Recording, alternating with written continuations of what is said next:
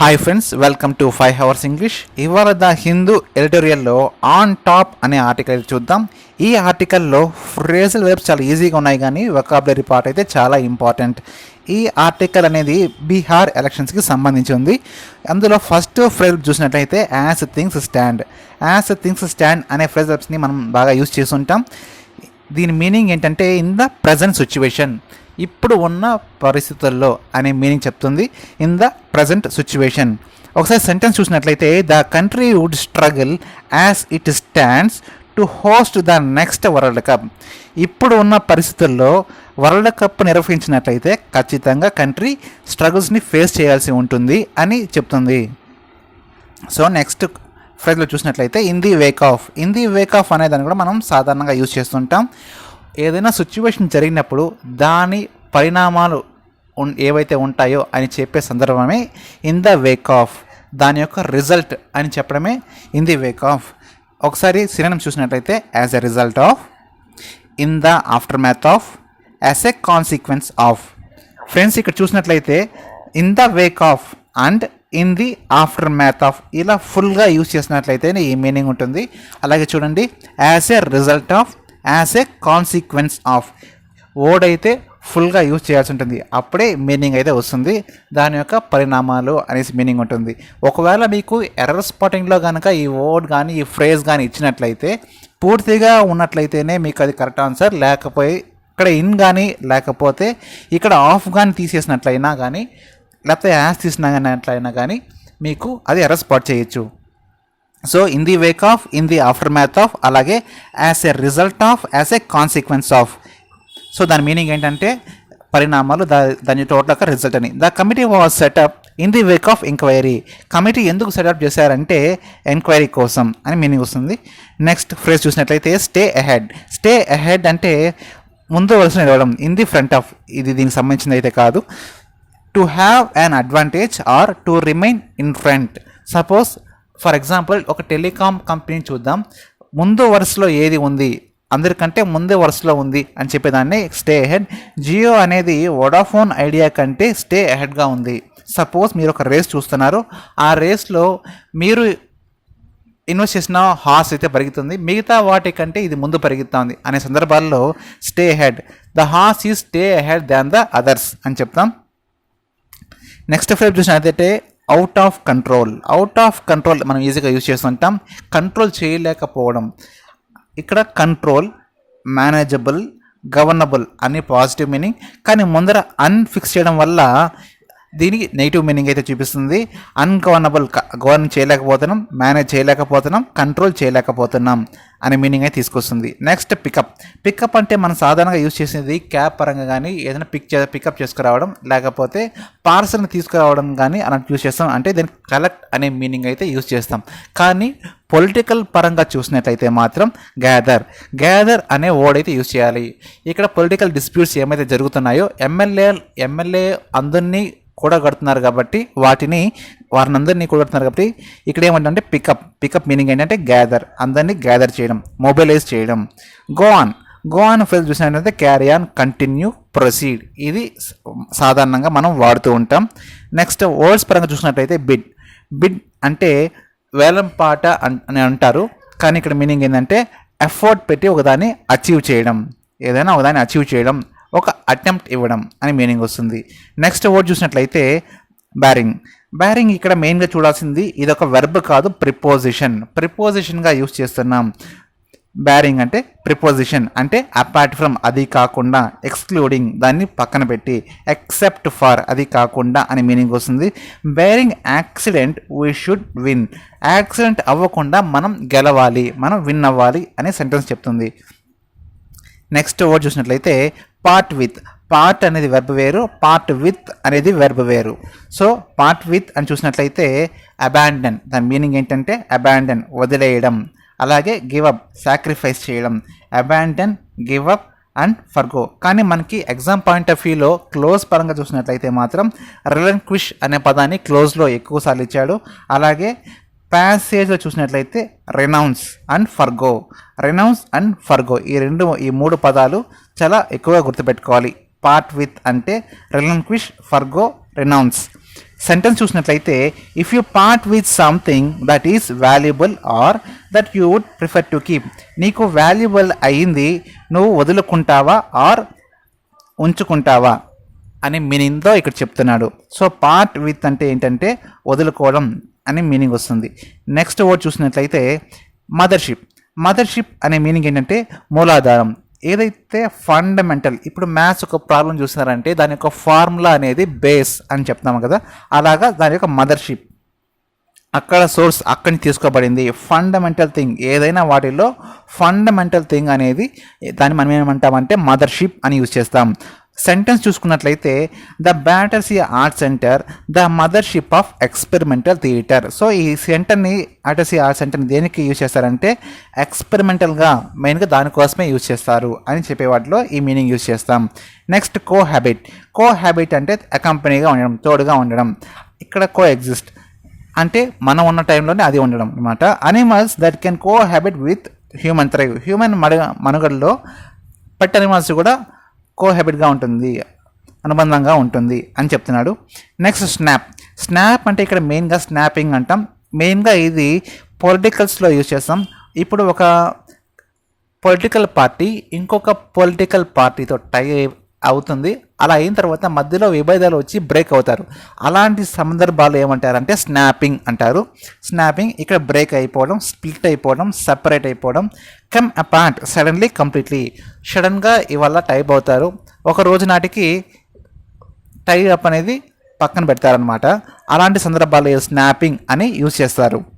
Guitar strings kept snapping. Guitar strings అనేది తెగిపోయాయి అని మీనింగ్తో ఇక్కడ సెంటెన్స్ అయితే చెప్తుంది. కానీ పొలిటికల్గా పరంగా చూసుకున్నట్లయితే స్నాపింగ్ అంటే బ్రేక్ అయిపోవడం. అగిలిటీ. అగిలిటీ అంటే క్లవర్నెస్ అని అర్థం. మీనింగ్ ఏంటంటే cleverness. So sharpness, cleverness, quickness అంటే ఇక్కడ మెయిన్గా ఎగిలిటీ అని చెప్పడానికి పొలిటికల్ పరంగా చూసినట్లయితే ఎత్తుగడలు ఒకరి మించి ఒకరు ఎత్తుగడలు వేయడం. So game teach hand eye coordination, mental agility and alertness. Sentence మనం చూసినట్లయితే ఇక్కడ గేమ్స్ ఏ విధంగా మనకు టీచ్ చేస్తుందంటే ఐ కోఆర్డినేషన్ కంటి చూపు విధంగా, అలాగే మెంటల్ ఎగిలిటీ బుద్ధిపరంగా, అలర్ట్నెస్ పరంగా జాగ్రత్తగా ఉండడం పరంగా ఇవి నేర్పిస్తుంది అని సెంటెన్స్ చెప్తుంది. కానీ పొలిటికల్గా పరంగా చూసినట్లయితే ఒకరికొకరు ఎత్తుగడలు వేయడం. అలాగే టెలికాం ఒక కంపెనీ పరంగా చూసుకున్నట్లయితే ఒక కంపెనీ తన కొత్త ఫీచర్స్ లాంచ్ చేయడంతో పాటు అలర్ట్గా ఉంటుంది అని చెప్పడంతో ఉంటుంది. నెక్స్ట్ అమోరల్. మామూలుగా ఇక్కడ మొరాల్ చూసినట్లయితే మోరాలిటీ అంటే నిజాయితీగా ఉండడం అని మీనింగ్ వస్తుంది. అమోరల్ చూసినట్లయితే దానికి వ్యతిరేకంగా ఆపోజిట్ వర్డ్ చూసినట్లయితే ప్రిన్సిపల్డ్, స్టాండర్డ్ అని మీనింగ్.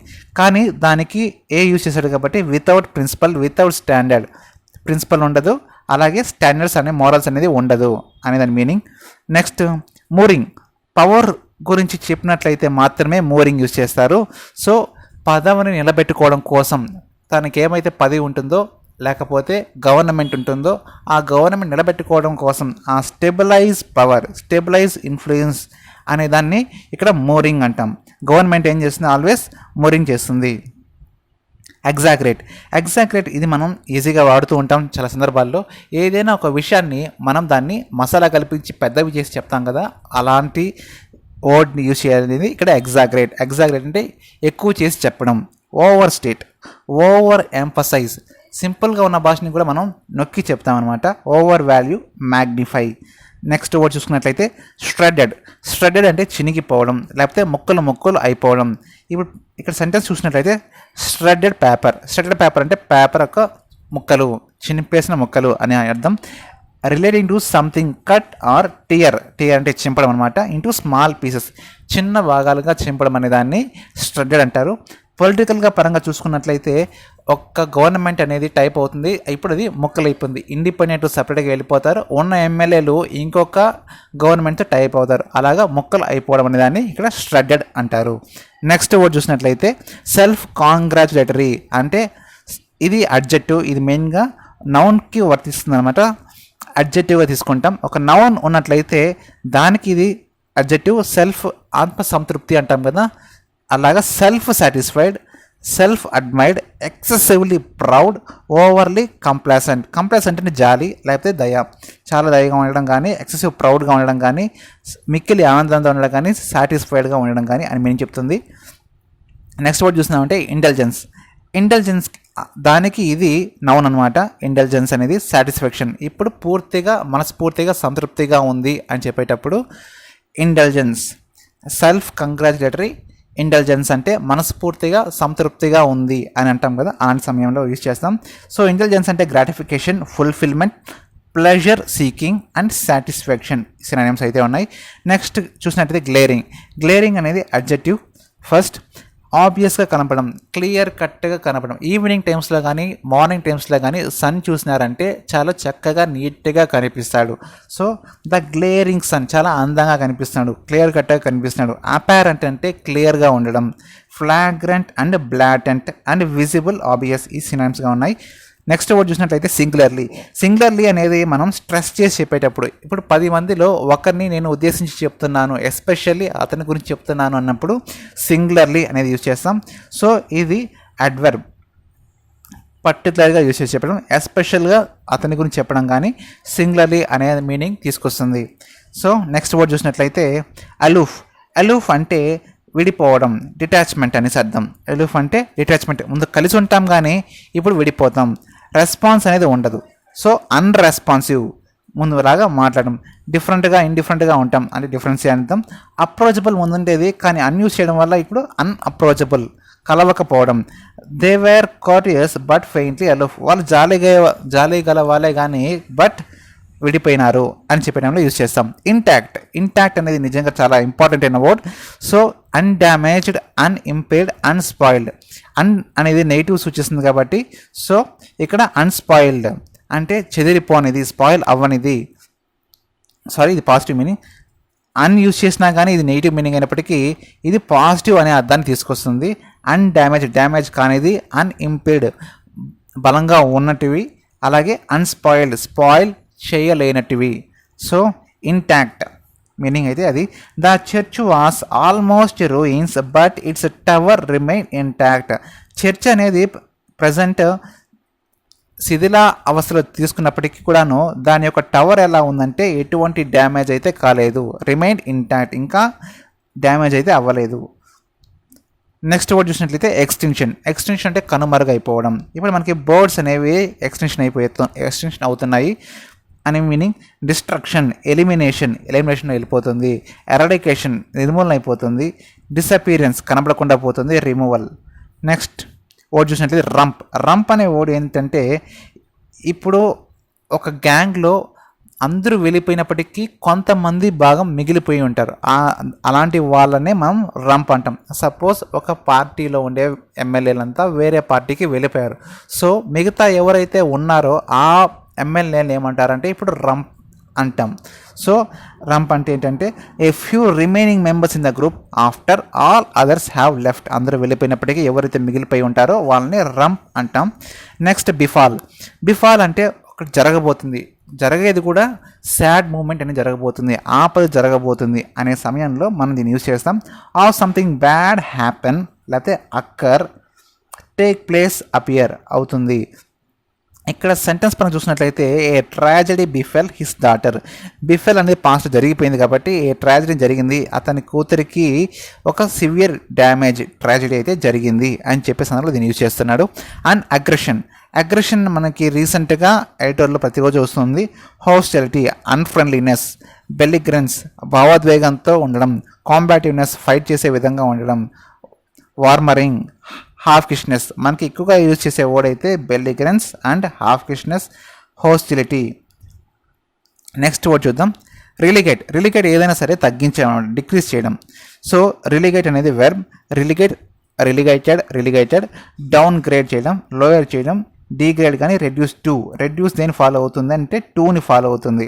సో సెంటెన్స్ పరంగా చూసినట్లయితే the aim to prevent women from being relegated to a secondary role. So అక్కడ వాళ్ళ ఎయిమ్ ఏంటంటే ఆ ఉమెన్ని సెకండ్ రోల్కి పరిమితం చేయడం అనేది వాళ్ళ మెయిన్ రోల్ అనమాట. మెయిన్ ఎయిమ్ ఏంటంటే ఆ ఉమెన్ని సపోజ్ హీరోయిన్ని సెకండ్ హీరోయిన్ ఛాన్స్గా తీసుకునే ఛాన్స్లో దీన్ని వాడతారు. రిలిగేట్ ఆ మీన్తో చూడండి. నెక్స్ట్ వర్డ్ చూసినట్లయితే క్లింగ్ టు అంటే అతుక్కోవడం, స్టిక్ ఆన్ అవ్వడం ఒకదానికి. సో స్టిక్ అనేది ఏది ఫాలో అవుతుందంటే టూని ఫాలో అవుతుంది. అలాగే అడ్హియర్ అనేది టూని ఫాలో అవుతుంది. హోల్డ్ ఆన్ అనేవి యూజ్ చేస్తే ఆపడం, కానీ హోల్డ్ ఆన్ టు అని చూసినట్లయితే మాత్రం అతుక్కొనే ఉండడం. Remain attached to something friendly ఒకదానికి ఇంకా అటాచ్మెంట్లోనే ఉంది. ఇక్కడ బాగా గుర్తుపెట్టుకోవాల్సిన వర్డ్ ఏంటంటే క్లింగ్ అనేది టూని ఫాలో అవుతుంది. అలాగే హోల్డ్ ఆన్ అంటే స్టాప్ అవ్వడం, హోల్డ్ ఆన్ టు అని యూజ్ చేసినట్లయితే ఇంకా స్టిక్ ఆన్లో ఉండడం. So she clung to Joy's arm, ఆమె తను ఎలా పట్టుకుందంటే జోయ్స్ ఆర్మ్ని గట్టిగా పట్టుకుంది అని మీనింగ్ చెప్తుంది. నెక్స్ట్ వర్డ్ చూసినట్లయితే ప్రొపెల్ రాకెట్స్ని ఎలా చేస్తారంటే ప్రొపల్షన్ యూస్ చేస్తారు, కింద బాంబ్స్ పెట్టి ప్రొపల్షన్ చేస్తారు. అలాగే motive, spur, drive, prompt.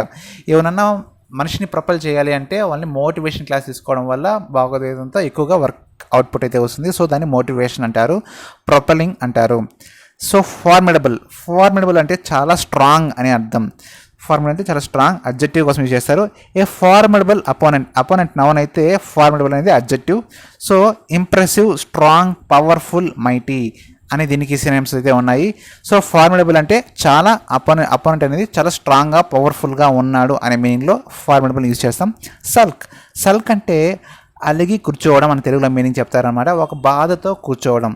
So be రిసెంట్ఫుల్, ఇక్కడ రిసెంట్ఫుల్ అంటే బాగా వేదన అని అర్థం. Be silent of annoyance or disappointment కలగడం వల్ల చాలా సైలెంట్గా ఉండడం అని చెప్తున్నారు. He was sulking over the breakup of his band, అతని బ్యాండ్ బ్రేక్ అయిపోవడం వల్ల అతను ఎలా ఉన్నాడంటే చాలా మూడీగా ఉన్నాడు అని మీనింగ్ చెప్తుంది. సో సల్క్ అంటే ఏంటంటే చాలా బాధగా ఉండడం, కూర్చోవడం. నెక్స్ట్ చూసానంటే ముందర స్టీరింగ్, కార్కి కానీ బైక్కి కానీ స్టీరింగ్ ఏంటంటే దాన్ని గైడ్ చేస్తుంది అని అర్థం. సో గైడ్, కండక్ట్, డైరెక్ట్, ఆ స్టీరింగ్ ఎలా తిరిగితే అలా దాన్ని డైరెక్ట్ చేస్తూ ఉంటుంది అని దాని మీనింగ్ ఏంటి. నెక్స్ట్ ల్యాక్ ల్యాక్ ఆఫ్ అన్న ఒకటి. బీ వితౌట్ కొరతగా ఉండడం, లేకపోవడం. Be in the need of లేకపోతే రిక్వైర్ కావాల్సి ఉండడం. బీ షార్ట్ ఆఫ్ ఉన్నదానికంటే చాలా తక్కువగా ఉండడం అనే మీనింగ్ వస్తుంది. లేకపోవడం అని మీనింగ్ వస్తుంది. ఇన్ ది నీడ్, కాకపోతే బాగా గుర్తుపెట్టుకోండి, be in the need of అని పూర్తిగా యూజ్ చేసినట్లయితే మాత్రమే ఇక్కడ కొరత అని మీనింగ్ వస్తుంది. ఇన్ ది నీడ్ ఆఫ్ అంటే కావాలి అని అర్థం, be in the need of అంటే కూడా కావాలి అని మీనింగ్ వస్తుంది. నెక్స్ట్ వర్డ్ చూసినట్లయితే మ్యానిపులేటివ్ అంటే cunning mentality. Devious and deceitful, మోసం చేసేదగ్గ వ్యక్తి. అండర్ హ్యాండ్, స్కీమింగ్ అని మీనింగ్ వస్తుంది. మనం బాగా గుర్తుపెట్టుకోవాల్సింది వచ్చేసి డివియస్ అండ్ క్రాఫ్టీ అంటే అల్లడం అనమాట, కట్టుకథలు అల్లి మోసం చేయడం. డిసీట్ఫుల్, ఇక్కడ చూసారంటే షీ వాస్ స్లై అన్న మ్యానిపులేటివ్ అన్న ఒకటే, కన్నింగ్ అనేసి. సెల్ఫిష్ అండ్ మ్యానిపులేటివ్, ఆమె మ్యానిపులేటివ్, కన్నింగ్ మెంటాలిటీ అండ్ సెల్ఫిష్నెస్గా ఉంటుంది అని చెప్తున్నారు. ఫ్రెండ్స్, మీకు కనుక వీడియో నచ్చినట్లయితే ఖచ్చితంగా లైక్ చేయండి, షేర్ చేయండి మరియు